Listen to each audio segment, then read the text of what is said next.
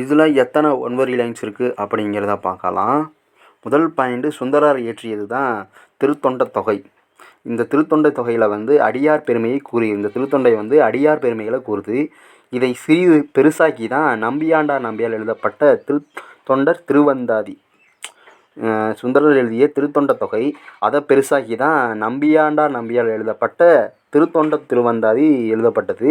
அந்த பாடலில் வந்து அடியாரின் சிறப்பை கூறுவதாக அமைந்துள்ளது. ஒவ்வொரு பாடலிலும் அடியார் சிறப்பை கூறுவதாக அமைந்துள்ளது.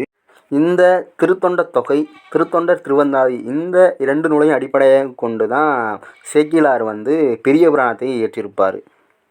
பெரிய புராண நூலில் வந்து ஒவ்வொரு அடியாக 63 சிறப்புகளை, அதாவது 63 நாயன்மார்கள் இருப்பாங்க இல்லையா, அவர்களின் சிறப்பை விளக்குவதாக பாடப்பட்டது தான் திருத்தொண்டர் புராணம், அதாவது பெரிய புராணம். இந்த சேக்கிழாரோட சுந்தரரோட காலம் அப்படி